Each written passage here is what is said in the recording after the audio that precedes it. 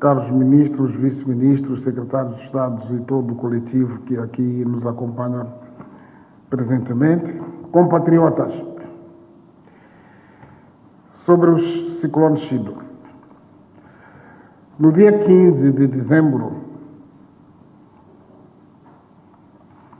Moçambique foi alvo de mais uma tempestade, o ciclone tropical Chido de categoria 4. O ciclone Chido entrou pelo distrito de Mekufi, na província de Cabo Delgado, com ventos que rondavam os 260 km a hora, com chuvas fortes, cerca de 250 milímetros em 24 horas, e trovoadas severas. O ciclone mais tarde afetou também as províncias de Nampula e Niassa, tendo atingido alguns pontos das províncias de Tete e Sofala. O ciclone Chido provocou perdas de vidas humanas, provocou ferimentos, destruiu infraestruturas diversas, provocou erosão, destruiu campos agrícolas. Os apelos que antecederam a tempestade tropical minimizaram os danos. Contudo, até o momento, há registro de 65.282 famílias afetadas, abrangendo 329.510 pessoas, 329.510 pessoas, das quais 543 ficaram feridas e lamentamos a perca de 73 compatriotas até o momento, portanto perderam a vida devido ao ciclone. Outro lado a lamentar é que há uma pessoa desaparecida. Em termos de infraestruturas sociais, ficaram afetadas 52.476 casas, sendo que destas 39.133 ficaram totalmente destruídas, 561 salas de aulas danificadas e 167 escolas, o que irá prejudicar 35.461 alunos, esses assistidos por 666 professores. Tivemos também a destruição de 49 unidades sanitárias, 34 edifícios públicos, entre outras. As equipas do INGD, portanto, o Instituto Nacional de Gestão de Desastres, fizeram-se ao teatro com alguma antecipação e estão a prestar todo o apoio necessário. É mais uma tragédia que nos assolou, por isso as minhas preces e sentimentos voltam a estar desta vez com as famílias afetadas nas províncias de Cabo Delgado, Nampula e Niassa, e todos que diretamente sofreram e indiretamente sofreram por esta calamidade. Os corações dos moçambicanos e o meu pensamento próprio inclinam-se em memória das vítimas e endereçamos a mensagem de profundas condolências aos familiares enlutados. Os votos de uma recuperação rápida aos feridos. Por estes motivos, o governo decidiu decretar luto de 2 dias, a partir das 0 horas do dia 20 de dezembro corrente. Por outro lado, vamos imediatamente priorizar o apoio na reposição de abrigos, habitações, alimentação, energia, água e distribuição de sementes, para além dos outros apoios que estão a acontecer. E aos moçambicanos exortamos o momento de solidariedade e apoio que nos caracteriza como um povo. Nesta derradeira intervenção, por ocasião do fim do ano, em nome da minha esposa, e no meu próprio, endereço uma saudação muito especial a todos vós e auguro as melhores venturas para toda a família moçambicana no território nacional e na diáspora. Estendemos uma calorosa saudação aos nossos amigos da comunidade internacional, representados pelos chefes de missões e de organizações internacionais em Moçambique, sobre a situação do país no período pós-eleitoral. Esta comunicação de fim do ano tem particularidade de ocorrer no ano em que chegamos ao fim do segundo mandato e do 10º ano dos 2 ciclos em que estivemos a liderar os destinos de Moçambique e dos moçambicanos. Dirigimos esta comunicação à nação no ano em que, mais uma vez, os moçambicanos exerceram o seu direito e dever cívico de votar e serem votados na escolha do Presidente da República, dos deputados da Assembleia da República, dos membros das Assembleias Provinciais, incluindo os governadores de província. Trata-se de um processo que, não obstante reparos, constitui uma oportunidade para o aprofundamento da democracia multipartidária e reforço do Estado de Direito no nosso país. Inquieta-nos que o processo de escolha dos nossos dirigentes tenha sido transformado num pretexto para induzir e exacerbar tensões sociais e atos violentos que causaram lutos nas famílias moçambicanas, e qualquer luto não tem explicação, ninguém pode ter razão por ter infligido um luto, mas também destruições com impacto muito negativos para a economia. Os desafios e as fragilidades que ainda enfrentamos, incluindo a pobreza, as carências, o desemprego, o elevado custo da vida, são fenômenos localizados.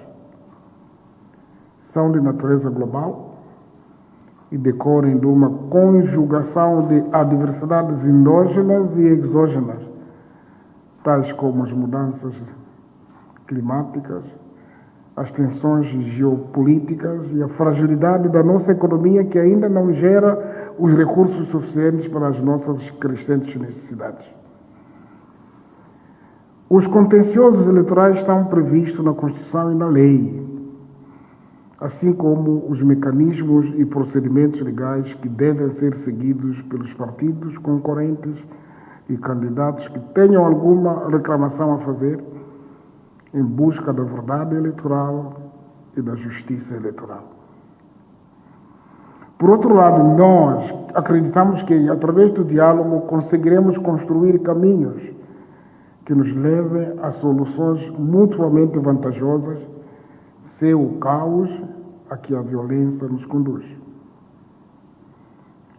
Nas últimas semanas, temos mantido vários encontros de diálogo social com diferentes segmentos da nossa sociedade e todos são unânimes em condenar e repudiar a violência pós-eleitoral.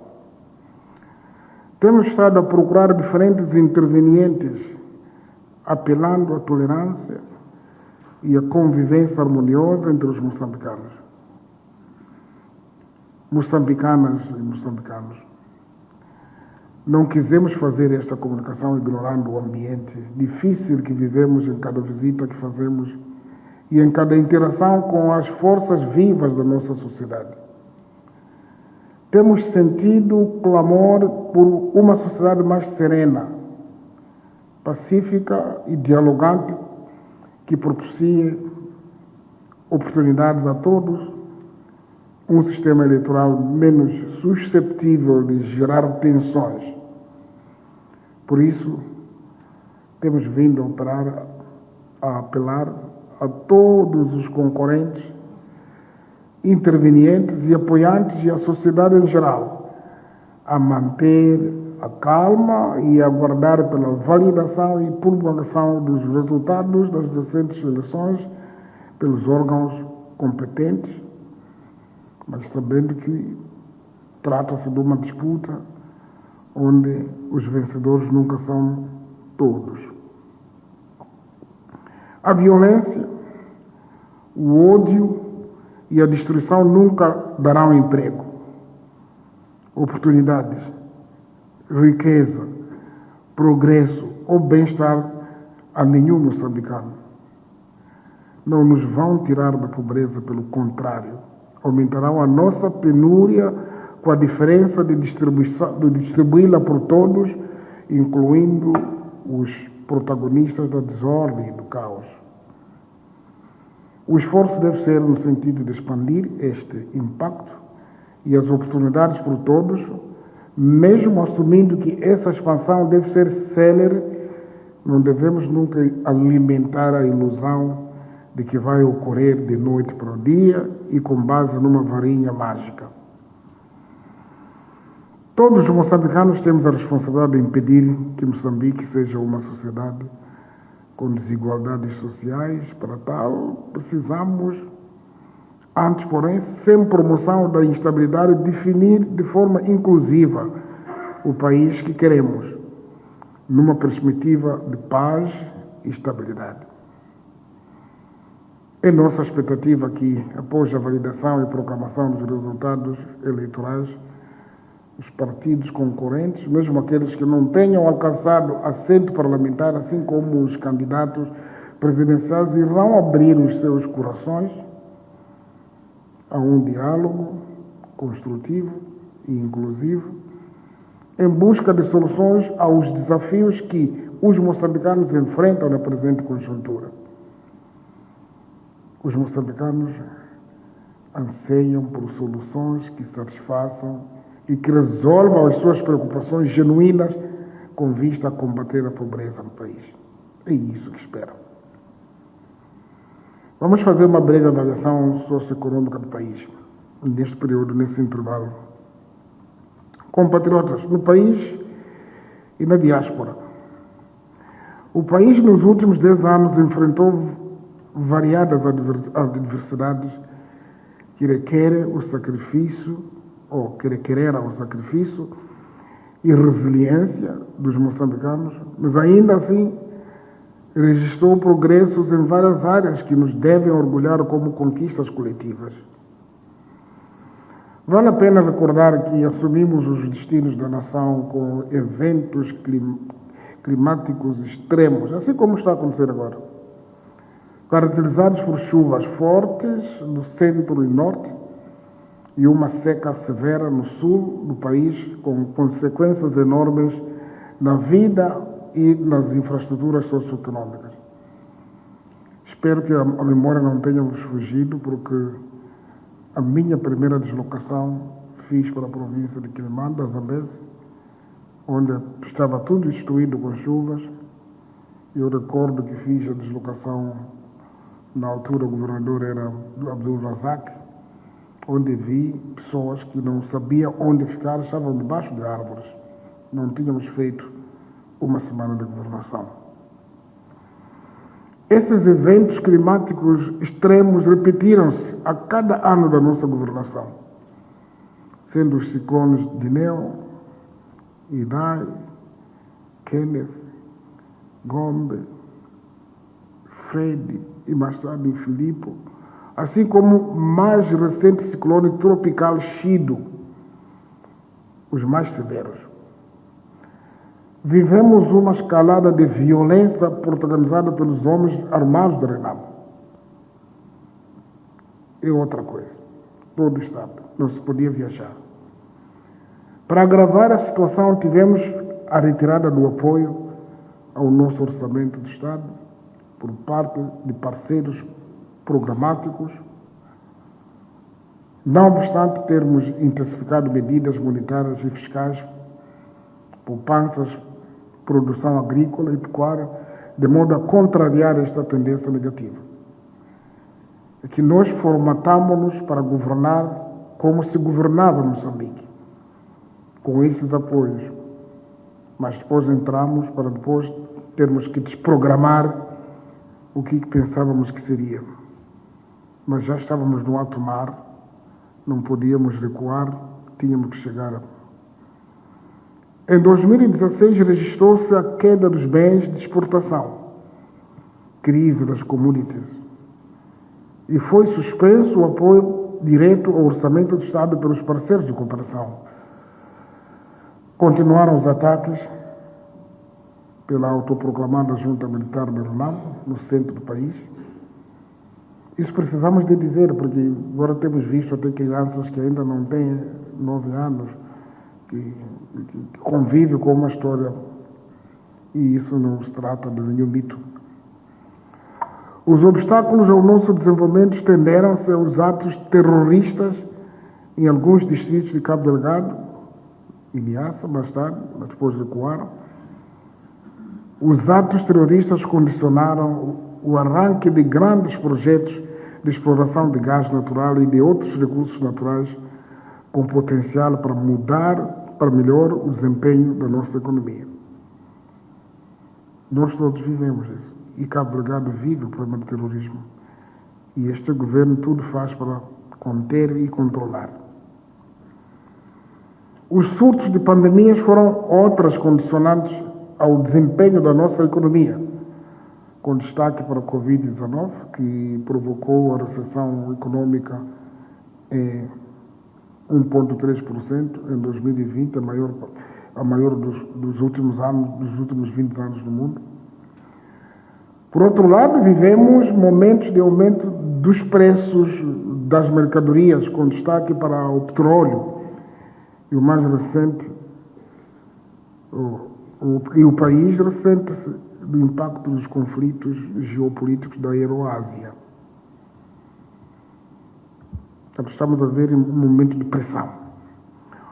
Graças às medidas assertivas tomadas, compreensão e colaboração dos moçambicanos e o apoio de parceiros de cooperação internacional que temos que reconhecer, conseguimos superar estes obstáculos, recolocando a economia na rota de crescimento.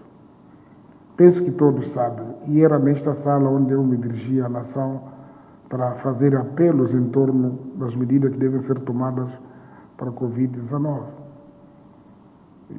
E nós não fomos os piores gestores, e isso não é dito por mim, dito pela Organização Mundial de Saúde. Todos os países que nos cercam tinham mais mortos do que nós. Todos esses fatores, no seu conjunto, ainda que os tenhamos enfrentado com coragem, determinação e resiliência, alcançando algum nível de sucesso, deixaram sequelas no tecido social e econômico, que ainda hoje se faz sentir nas condições de vida dos moçambicanos.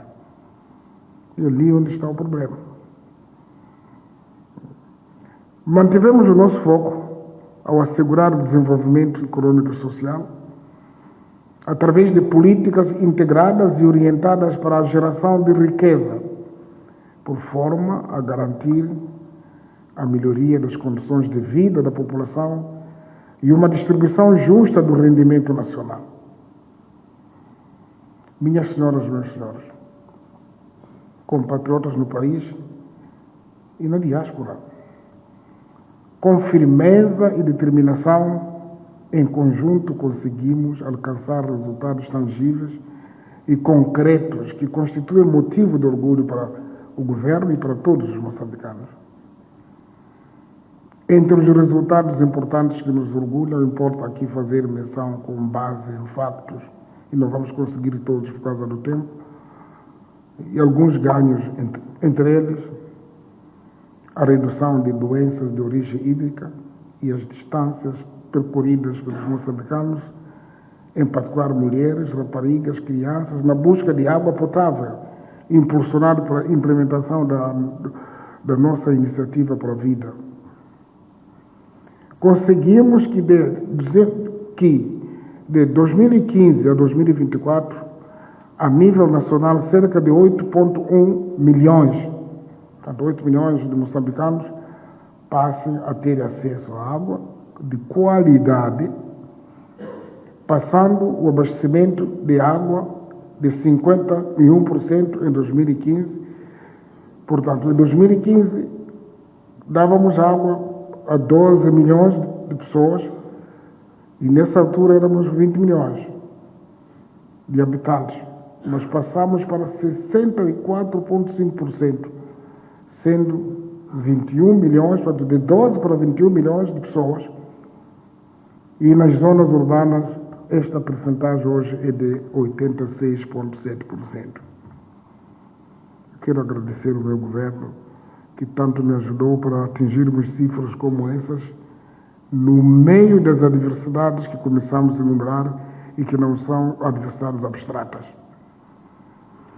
No subsetor da educação geral, como resultado do trabalho árduo para a massificação do ensino de qualidade envolvidos 10 anos, aumentamos o número de moçambicanos que sabem ler, escrever e contar, de 52% em 2015 para 62% em 2024, mas também não esqueçam que já 62% em 2024, que o universo da população é. Estamos a falar de 30 e tal milhões. Ainda neste setor crucial para a formação do capital humano, melhoramos a taxa líquida de escolarização na primeira classe, aos 6 anos de idade, de 93 em 2019 para os atuais 98,7%. Portanto, praticamente todas as crianças em idade escolar hoje podem frequentar o ensino primário. Não há como. Estamos em 98, todos que têm idade podem. Esse problema está resolvido. Este ganho foi impulsionado em parte pelo facto de termos construído 98% das salas que nos comprometemos no quinquênio, mas também pelo fato de termos admitido 27.550 novos professores. Queríamos mais, mas estamos a trabalhar de forma equilibrada e racional. Nesta área, apraz-nos registrar que neste momento, isto é importante, que neste momento todos os professores possuem formação técnico-pedagógica. Portanto, não são curiosos que estão a dar aulas, são pessoas já aqui preparadas para fazer isso. O país registrou igualmente progressos assinaláveis na paridade entre rapazes e raparigas no acesso a todo o subsistema do ensino, promovendo assim de uma forma tangível a equidade de gênero e empoderamento da rapariga e mulher. No ensino superior e técnico profissional, a tendência é a mesma, de crescimento do número de estudantes, a expansão com a construção, a reabilitação e apetrechamento das instituições. É normal ver agora no ensino técnico profissional raparigas e a procura já está a subir. No setor da agricultura, durante a década transata, o programa visou o aumento da produção e da produtividade. A rede de extensão rural, que incluiu 3.817 técnicos, beneficiou mais de 1.250.000 famílias. O uso de sementes melhorado, aliás, também aqui é importante dizer, se estamos a sair de zero, ou de um número insignificante, e quando se vai para 1 milhão de pessoas assistidas, significa que há uma réplica ao nível do país. O uso de sementes melhoradas triplicou entre 2019 e 2024, tendo passado de 3.680 toneladas para 15.000.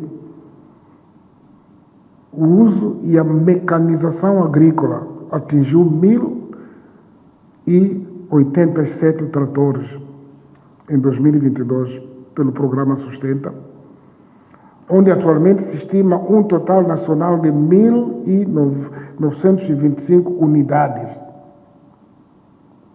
No setor de transporte e comunicações assume um papel importante os sistemas ferroportuários que ligam os países do Interlândia ao Oceano Índico, e durante os últimos 10 anos foram realizados investimentos de realce nos corredores de Maputo, da Beira e de Nacala. Penso que todos já estivemos muitas vezes na Beira para fazer inaugurações, muitas vezes em Nacala para fazer o mesmo, e temos estado frequentemente aqui no Sul.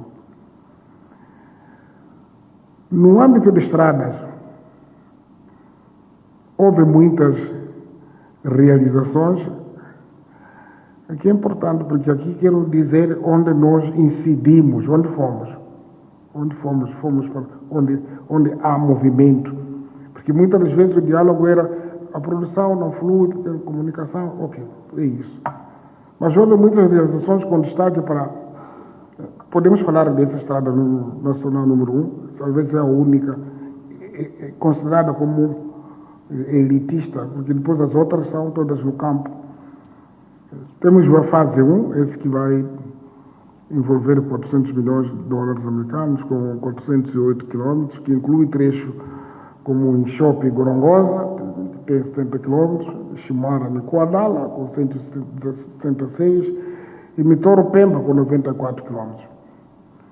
Teremos a fase 2, de 230 milhões de dólares americanos, 345 quilômetros, que abrange Rio Lúrio, a Mitoro, Gorongosa, Caia, e lote 3, 84 quilômetros, e fase 3, 220 milhões, com 199 quilômetros, de habilitação de Pambara, Rio Salve, 122, Muxungo e Inchope.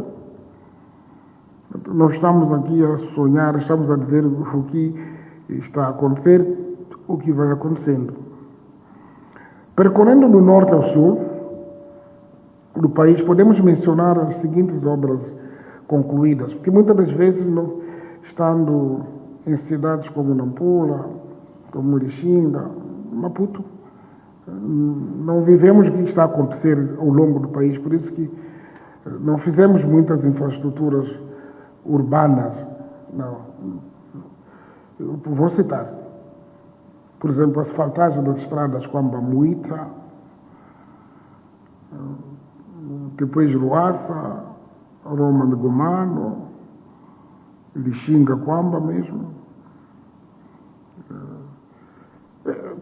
Quer dizer, de Lixinga até Nampula, asfaltagem do troço Roma-Nambungale, aí em Moeda, numa extensão de 100 km, com uma construção de estruturas hidráulicas de estrada Moeda-Montepuez.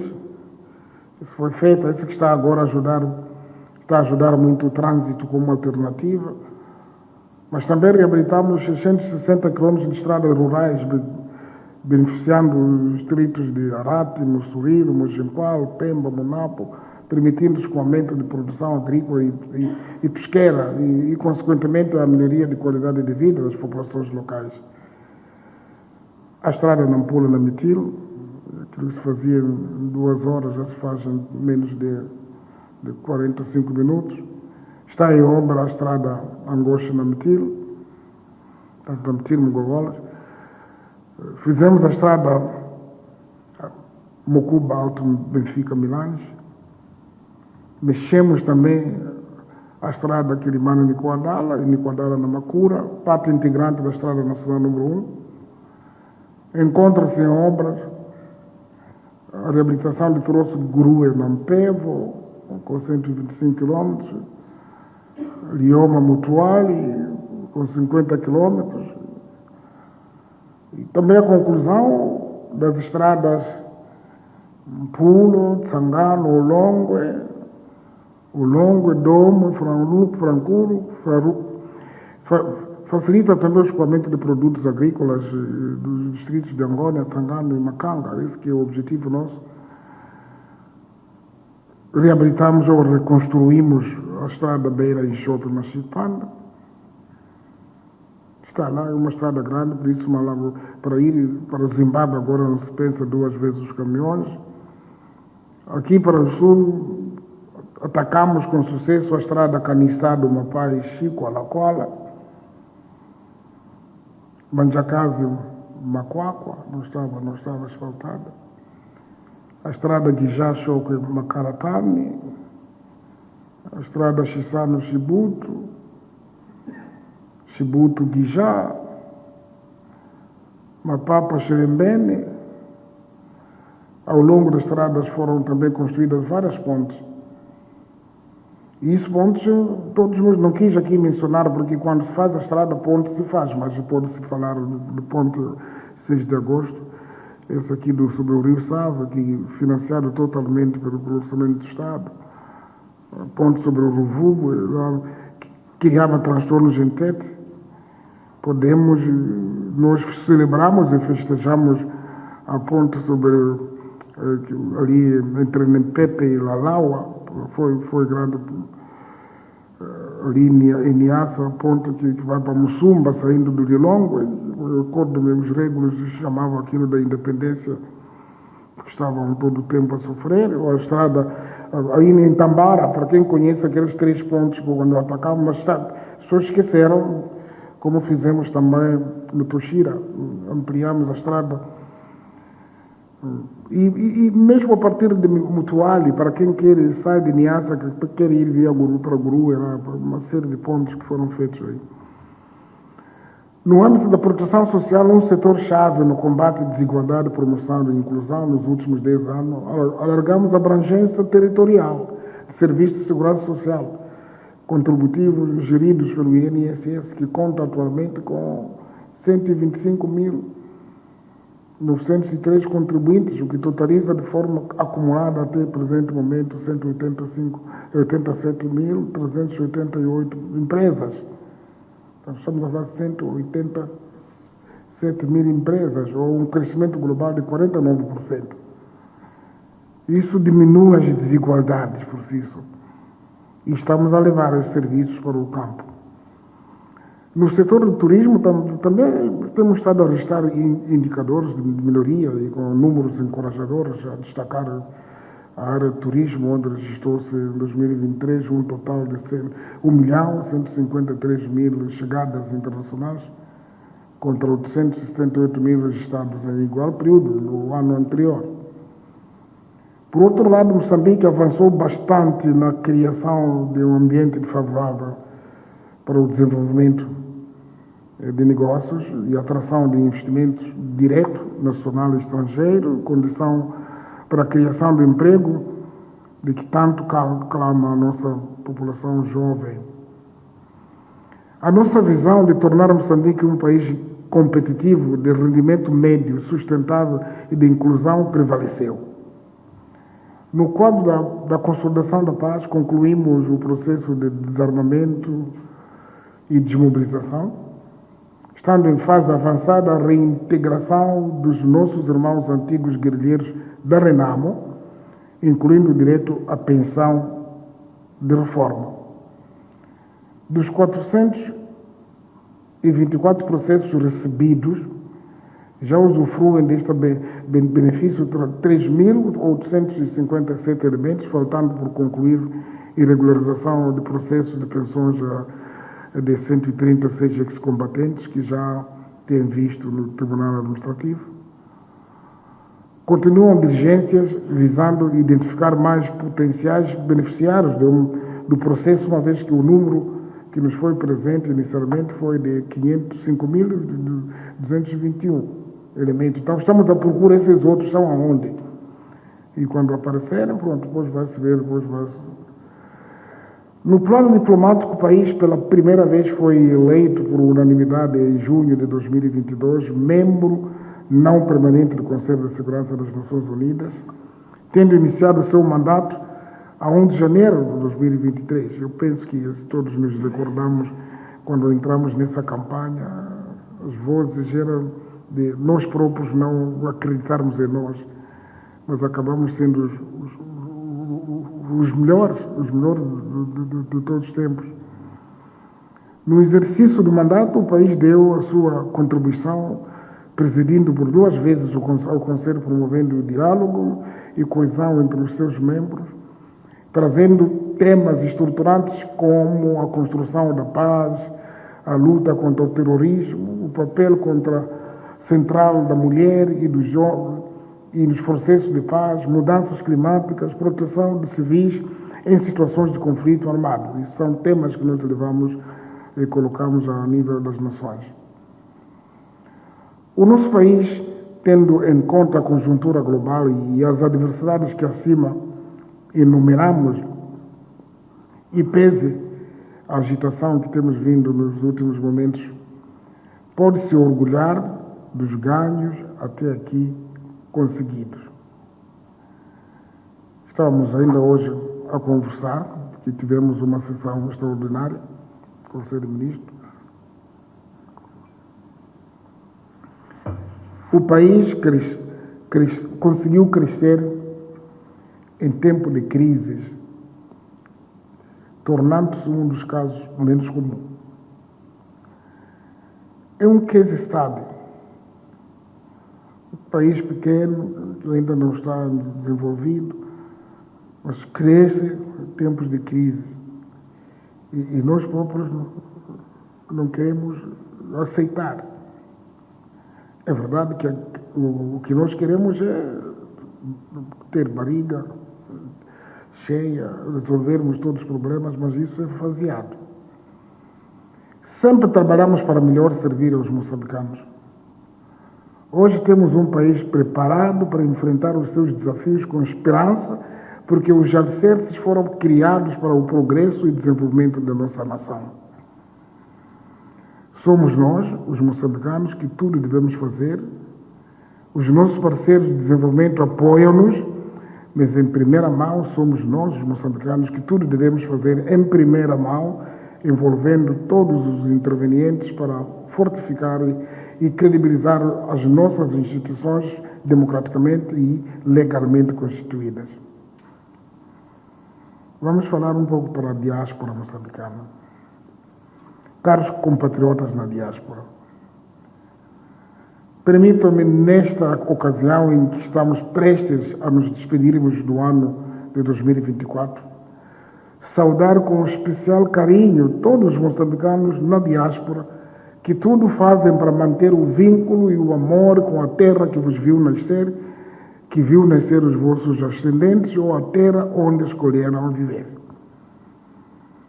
Dos vários cantos do mundo onde residem, sentimos a vossa presença, nem a distância impede as nossas inúmeras comunidades moçambicanas de continuarem a nutrir o profundo sentimento patriótico e a ligação umbilical com Moçambique. Por isso sentimos muito orgulho de vós, porque salvo muito raras as exceções neste caso, tendes mantido um comportamento exemplar, trabalhando árduo e respeito pelas leis, costumes e valores dos países que carinhosamente vos acolhem pelo mundo fora. Vós sois os verdadeiros embaixadores de Moçambique na diáspora. Como governo, continuaremos a acompanhar e assegurar o necessário apoio aos nossos concidadãos na diáspora, através das nossas missões diplomáticas e consulares. Esta é igualmente uma ocasião para saudar com muita simpatia a todos os estrangeiros que vivem entre nós e que, no respeito pelas nossas leis e valores culturais, contribuem para o progresso e bem-estar de Moçambique e dos moçambicanos. Falando diretamente para as Forças de Defesa e Segurança, usamos esta oportunidade para fazer uma menção honrosa às nossas gloriosas Forças de Defesa e Segurança, que ao longo da nossa história, sobretudo nos últimos 10 anos, sempre souberam ser e estar. Sempre cumpriram com dedicação, profissionalismo e dedicação, determinação a sua missão de defender a soberania, integridade territorial, ordem e segurança públicas do nosso país. Reconhecemos que perante ameaças difusas, tais como criminalidade organizada, transnacional, conflitos armados, atos de extremismo violento e terrorismo e outros desafios à paz e o Estado de Direito Democrático, as nossas Forças de Defesa e Segurança nunca vergaram, mantendo-se firmes, fiéis e com elevado sentido de missão. As Forças de Defesa e Segurança protegeram a nossa independência e integridade territorial, fizeram de Moçambique uma nação de relativa paz e funcionamento normal das suas instituições. Por isso queremos, nesta ocasião, enaltecer o seu brioso papel e dirigir palavras de louvor e felicitação. Estimado povo moçambicano, compatriotas, o ano que inicia em 2024-25 marca o virar de uma página da nossa história, o nascer de um novo ciclo governativo e legislativo em Moçambique, que o auguramos de continuação e consolidação de um ambiente político que permita aos órgãos e aos intervenientes políticos o desempenho cabal do seu papel.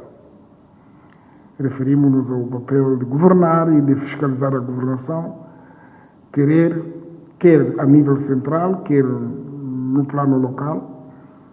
Auguramos uma formação progressiva de uma verdadeira sociedade civil, cada vez mais forte, crítica e construtivamente interventiva, que se constitua como mais uma instância guardiã dos interesses dos cidadãos de se verem bem servidos por todos os poderes, sem excluir ninguém. O país que aspiramos livre, democrático, com um crescimento econômico robusto, um sistema de saúde cada vez mais humanizado e para todos um modelo de ensino de elevada qualidade, uma administração pública moderna e ao serviço dos cidadãos e uma justiça independente, competente, mais credível e célere, requer a comparticipação ordeira de todos. Destacamos os seguintes projetos de suportes agora em curso, que são desafios ou perspectivas, a saber,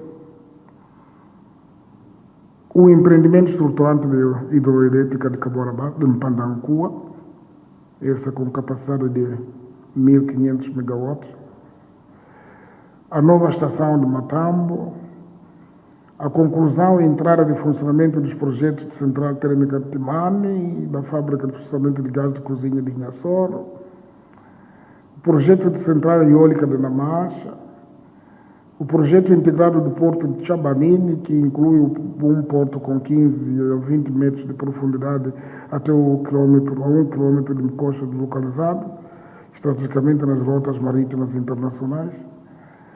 A conclusão da reflexão no âmbito do aprofundamento da descentralização provincial iniciada pela Comissão de Reflexão sobre o modelo de governação descentralizada CREMOD, com vista a proceder-se às alterações legais necessárias para que as competências das entidades descentralizadas estejam em conformidade com o postulado constitucional e para que essas entidades possam funcionar de forma mais eficaz e eficiente. E esse trabalho já está quase na fase final. A instalação e exploração de uma fábrica da conversão de veículos a combustão em veículos elétricos em Moamba, programa de substituição das importações por produtos nacionais, pelo que deve haver bases sólidas, porque há bases sólidas para que isso possa acontecer e que seja gradual. O desenvolvimento dos projetos da Bacia do Rovuma em terra, tanto na área 1, Campo Golfinho Atum, campo na área 4, Campo Mamba, o desenvolvimento do cais de descarga de material pesado, assim como o Parque Industrial de Afungi, e outros projetos que incluem o Porto de Pesca de Angoche e a Estrada da Metila Angoche, o Memorial Nacional dos Heróis, a Arena Desportiva Multiuso, o Centro Integrado de Despacho Urgente de Viaturas, o Centro Cirúrgico do Hospital Central de Maputo, a reabilitação e a requalificação da linha do Limpopo, incluindo o ramal Zimbábue-Botsuana, entre outros. Enquanto caminhamos para o fim da nossa comunicação, apraz-nos afirmar que, por ocasião da quadra festiva, no sentido de amortecer os efeitos da subida de preços no contexto a que aludimos, o governo tomou algumas medidas, algumas já em curso, que são públicas, no que tange a subsídios dos programas de proteção social, pagamentos aos fornecedores de bens e serviços, pagamento de pensões e salários, aplicação de preços promocionais para alguns produtos básicos, pacotes, subsídios no setor de transporte, isenção de juros, demora no pagamento de faturas, consumo de energia, isenção de pagamento de 25% de consumos não faturados, isenção de taxa de ligação de água na categoria doméstica durante o mês de dezembro, entre outras. E essas medidas são públicas e vão ser exploradas e comunicadas. Já o ditado já se fez a primeira comunicação. A prossecução das nossas aspirações de desenvolvimento e bem-estar só serão concretizados se continuarmos a fortalecer o espírito da unidade nacional e de concórdia com base no diálogo e trabalho árduo. A nossa rica diversidade nunca deve constituir um fator de divisão, pelo contrário, deve enriquecer a nossa coesão, democracia, capacidade de diálogo, tolerância e o poder de perdão. Esta diversidade deverá se refletir e ganhar expressão bem visível, de modo a colorir as celebrações dos 50 anos da nossa independência nacional, no próximo dia 25 de junho. No próximo ciclo, os grandes desafios continuarão a concentrar-se nos seguintes aspectos, isso porque é a realidade. Na aceleração do ritmo de implementação das estratégias sectoriais, fontes de financiamento e desenvolvimento, consolidação fiscal e dinâmica populacional, porque a população está a crescer na demografia. O ato de induto. Moçambicanas e moçambicanos, como tem sido nosso apanágio, movido pelo espírito do humanismo, respeito e proteção da dignidade da pessoa humana e pela solidariedade que caracteriza o Estado de Direito democrático da sociedade moçambicana, motivada pela firme convicção da capacidade de regeneração, reabilitação e reinserção social do homem, princípios e valores fundamentais constantes da política criminal do país, e avaliando o caráter disciplinar vivido no período de reclusão, no espírito de comemoração do Dia da Família, que se celebra a 25 de dezembro de cada ano, daqui a 3 dias, isto é, no dia 22 de dezembro, conforme afirmamos na nossa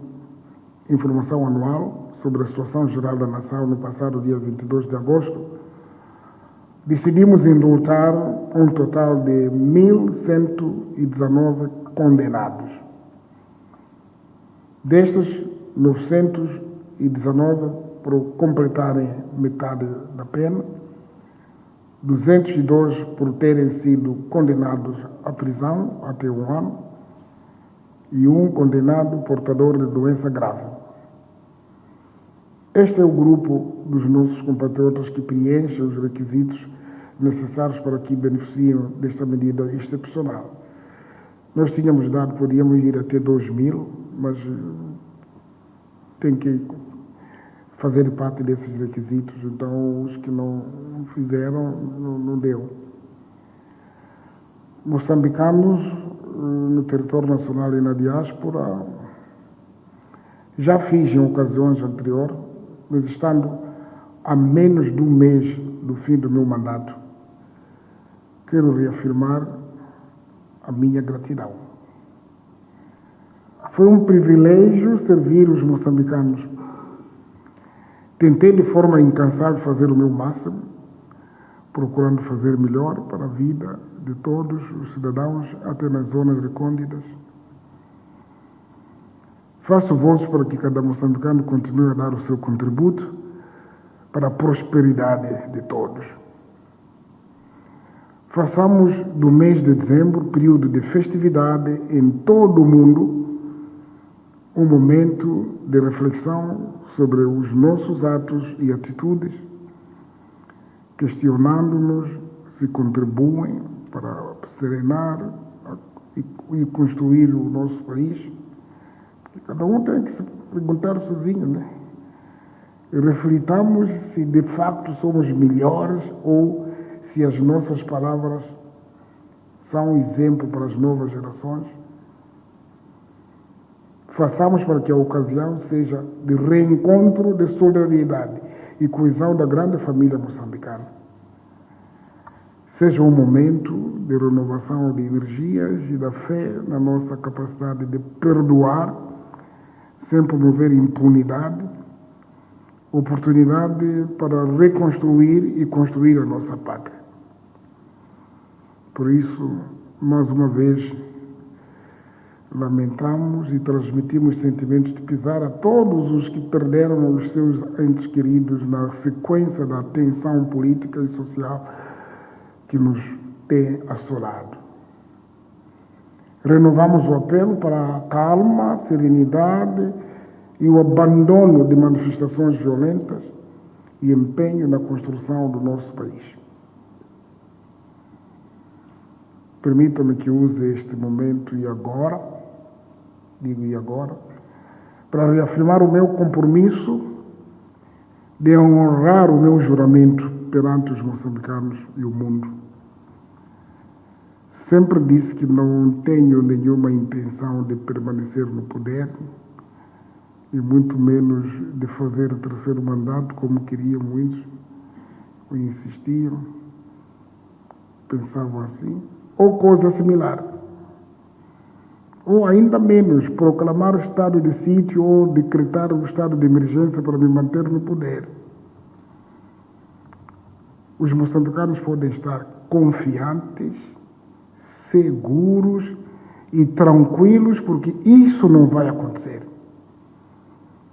O meu compromisso é com a paz e humildemente tenho tentado dar o meu melhor para que a paz aconteça, por vezes considerando-nos exageradamente tolerantes.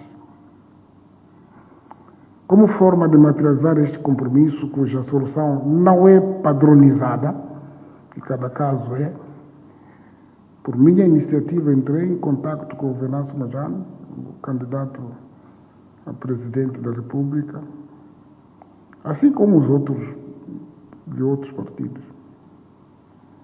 A conversa com o candidato Venâncio Majano foi serena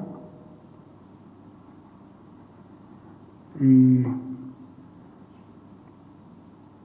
levou muito tempo, mais de 1 hora. E pelo grau de responsabilidade que quero manter, não quero comentar etapas. Irei continuar com este tipo de diálogo, respeitando a privacidade de cada um, com toda a responsabilidade e não só com muitas sensibilidades e todos aqueles que são determinantes deste processo. Porque jurei respeitar a Constituição, a certeza que eu tenho e quero deixar claro é que em janeiro de 2025 deixo o poder. Então as narrativas só confundem a população. Nós vamos trabalhar, temos que trabalhar para a paz e focado em cada momento. Por isso agora é o momento da concentração é termos a paz aqui em Moçambique. E vivermos paz não só aqui em Maputo, paz em Cabo Delgado, paz em Muxungo, em todo lado. E deixo com sentido de missão cumprida na minha ótica, na minha visão. Queremos usar desta ocasião em que nos comunicamos com a nação inteira para fazer votos de paz, reflexão, serenidade, saúde, esperança no futuro e felicidade. A todos desejamos festas felizes e próspero 2025. E muito obrigado pela atenção. Viva Moçambique! Viva moçambicanos! Obrigado.